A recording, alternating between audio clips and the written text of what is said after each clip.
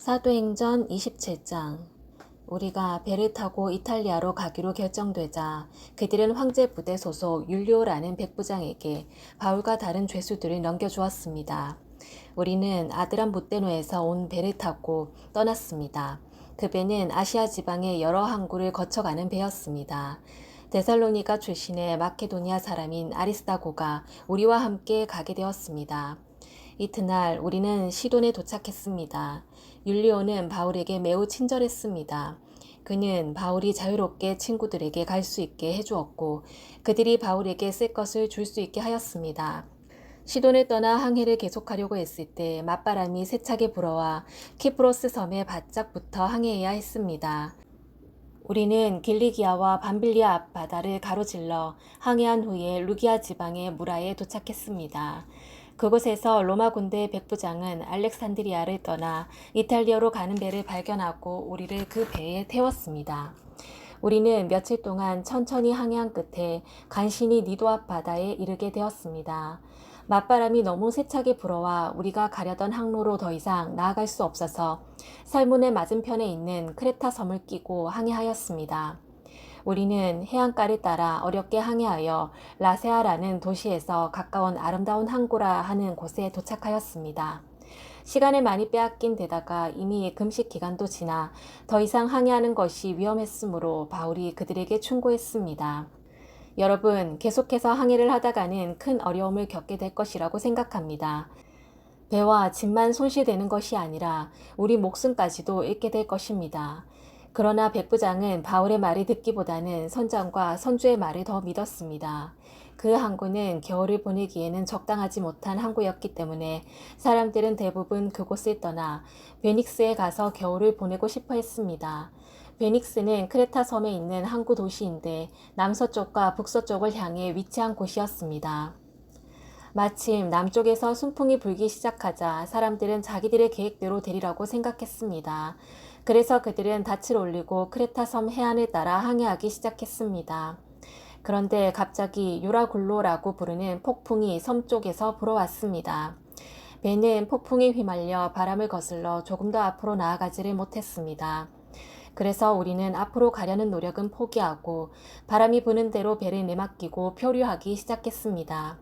그러다가 가우다라는 작은 섬의 남쪽 방향으로 떠밀려갈 때에 우리는 간신히 거룻배를 끌어올릴 수 있었습니다. 선원들은 거룻배를 끌어올린 다음에 밧줄로 동염했습니다. 그들은 배가 스르디스의 모래톱에 걸릴까 염려하여 돛을 내리고 배를 바람 부는 대로 떠밀려 가게 했습니다.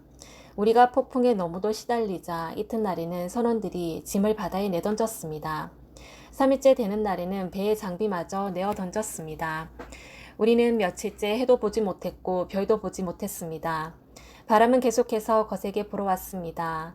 결국 우리는 살아남을 수 있다는 희망을 모두 포기하고 말았습니다. 사람들이 오랫동안 아무것도 먹지 못하고 있는 가운데 바울이 일어나 그들에게 말했습니다. 여러분, 내가 크레타 섬을 떠나지 말자고 한 말을 들었어야 했습니다. 그랬다면 이런 손해를 입지 않았을 것이고 물건을 잃어버리지도 않았을 것입니다. 하지만 여러분, 이제 제가 권합니다. 용기를 내십시오. 이 배만 잃을 뿐 여러분 중에는 한 사람도 목숨을 잃지 않을 것입니다. 지난밤에 나의 주님이요 내가 섬기는 하나님의 천사가 내 곁에 나타나 이렇게 말해 주었습니다. 바울아, 두려워하지 마라. 너는 반드시 황제 가이사 앞에 서야 한다. 하나님께서 너와 함께 항해하는 모든 사람들의 목숨을 너에게 맡겨주셨다. 그러니 여러분, 용기를 내십시오. 나는 하나님을 믿습니다. 모든 일이 하나님의 천사가 내게 말씀하신 대로 이루어질 것입니다. 우리는 반드시 어떤 섬에 밀려가 닿게 될 것입니다. 14일 되던 밤에 우리는 아드리아 바다에서 표류하였습니다. 한밤중에 선원들은 우리가 어떤 섬에 가까워지고 있음을 느꼈습니다. 그래서 물 깊이를 재어보니 약 40m였고 조금 더 가서 다시 재어보니 이번에는 약 30m였습니다. 우리는 혹시 암초에 걸리지는 않을까 염려가 되어 닷 4개를 물에 던져놓고 날이 밝기를 기다렸습니다.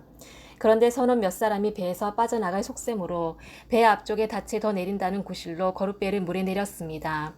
그러자 바울이 백부장과 군인들에게 이 사람들이 배에 남아있지 않으면 당신들마저 구조되지 못합니다. 라고 말했습니다. 그래서 군인들이 밧줄을 끊어서 거룻배를 떼어버렸습니다. 날이 밝을 무렵 바울은 모든 사람에게 음식을 먹으라고 권하면서 말했습니다. 지난 14일 동안 여러분은 마음을 졸이며 지금까지 아무것도 먹지 않고 지냈습니다. 하지만 이제는 음식을 드십시오. 그래야 살아남을 수 있습니다. 여러분 중에 그 누구도 머리카락 하나도 잃지 않을 것입니다. 바울은 이 말을 하고서 모든 사람 앞에서 빵을 들어 하나님께 감사 기도를 드리고 빵을 떼어 먹기 시작했습니다. 그러자 사람들도 용기를 얻어 음식을 먹었습니다. 배 안에 있던 사람들은 모두 276명이었습니다. 사람들은 음식을 배불리 먹고 나서 식량을 바다에 던져 배를 가볍게 했습니다. 날이 밝았습니다. 사람들은 그곳이 어느 땅인지는 알 수 없었지만 그들의 눈에 모래밭이 있는 항만이 눈에 띄었습니다. 그래서 그들은 어떻게 해서든지 배를 모래밭에 대기로 작정하였습니다. 그들은 밧줄을 끊어서 닻을 바다에 내버리는 동시에 키를 묶은 밧줄을 풀었습니다. 그리고 앞 돛을 올려서 바람을 타고 해안 쪽으로 배를 몰았습니다. 그러나 배는 두 물살이 만나는 곳에 들어가 모래톱에 걸리고 말았습니다. 뱃머리는 꼼짝도 하지 않고 배 뒤쪽은 거센 파도에 부딪혀 깨어졌습니다. 군인들은 죄수들이 헤엄쳐 도망칠까봐 그들을 죽이려고 계획을 짰습니다. 그러나 백부장 율리오는 바울을 살리고 싶어 했습니다. 그는 군인들이 죄수를 죽이지 못하도록 헤엄칠 수 있는 사람은 모두 바다로 뛰어들어 육지로 올라가라고 명령했습니다. 남은 사람들은 널빤지나 부서진 배 조각을 붙잡고 나가게 명령했습니다. 그들은 모두 무사히 육지로 올라왔습니다. 아멘.